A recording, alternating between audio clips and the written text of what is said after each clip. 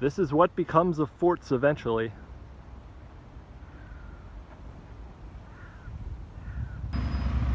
This ship is in bloom. Quite a large chessboard. That's unique. There's a legend posted here, but it doesn't really make mention of this creature at all. Don't worry, friend. You're not conspicuous at all with that suit.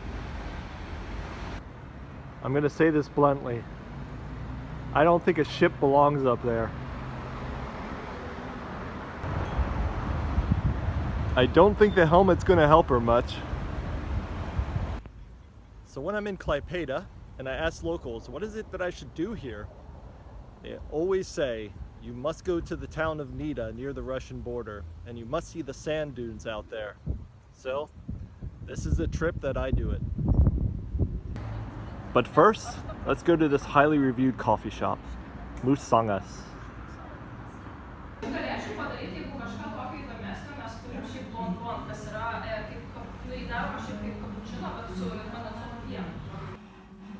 Yes, they are a roaster.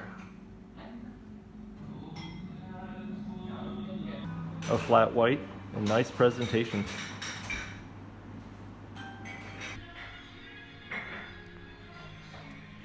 Cheers.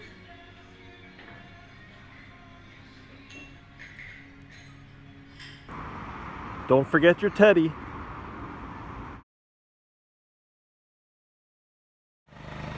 Yay! So, after a very short ferry and one very long bus ride, I'm in Nida. And look, we got street art already. A bit strange in message though.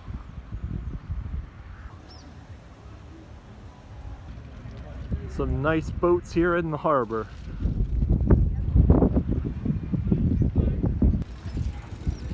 We have an eel theme here. This seems based off of some sort of hallucination.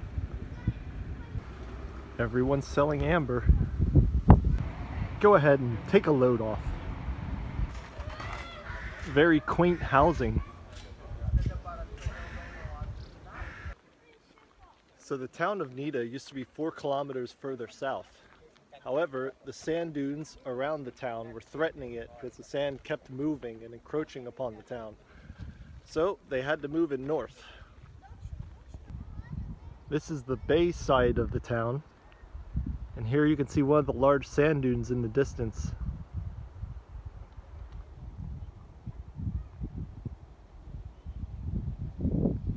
It looks like something out of Game of Thrones. A crazy looking throne here. Some murky water and a sand dune. I can't believe it. We have some mushrooms growing right here on the beach. And behind me you can see the town. They call this next sand dune Death Valley. This is why it's called Death Valley.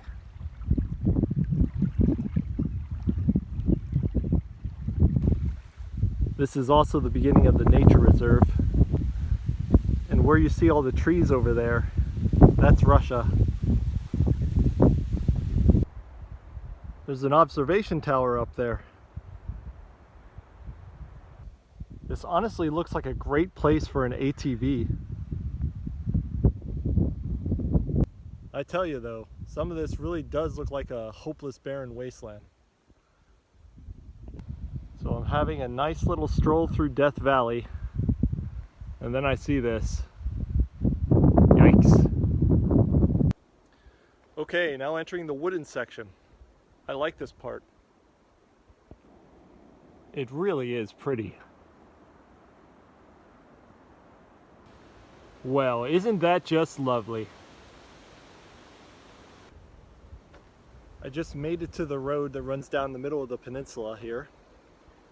And as you can see, they just completely shut off all traffic going to and from Russia right now. It's fair to say that the war in Ukraine is being taken very seriously. Normally there's a row of Russian automobiles waiting here to go back into Russia. Oh well, let's continue on to the ocean side of the peninsula. And the beach should be on the opposite side of this dune here. They even have a boardwalk. It sure is windy. A very nice beach. And yes, you can tell the Germans. There's a nude beach section here as well. It's a very big protective sand dune. They had a place to buy ice cream on this side. Not the friendliest of neighbors. There's an art exhibit in Nida as well. Wild. Sufficiently weird. Are they luchadors? That would be a dog? Okay. More amber salesmen. Yep, it's a sundial. I've seen better. I'm on the observation deck now, and here you can see everywhere I walked. And then right along that tree line.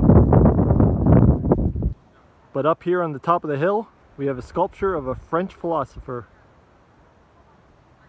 That's a sand dune. Then we got another nice long boardwalk. All right, a miniature golf course. Now we're talking. That's an interesting design. Check out this church. If the crowds are too large, they can open up the garage doors here and people can sit out here. This is what it looks like through the garage doors. Does anyone know what chord he's playing? Correct me if I'm wrong, but this should be a fountain with water, right? Everyone likes a mermaid. There is a nice path that goes alongside the bay. I'm actually amazed the bayside isn't even more built up, but on the positive, we do have a Mexican restaurant here. And I think I'm going to call it a day. We saw some sand dunes, we saw the Kaliningrad Oblast, and we saw a beach. Not too bad.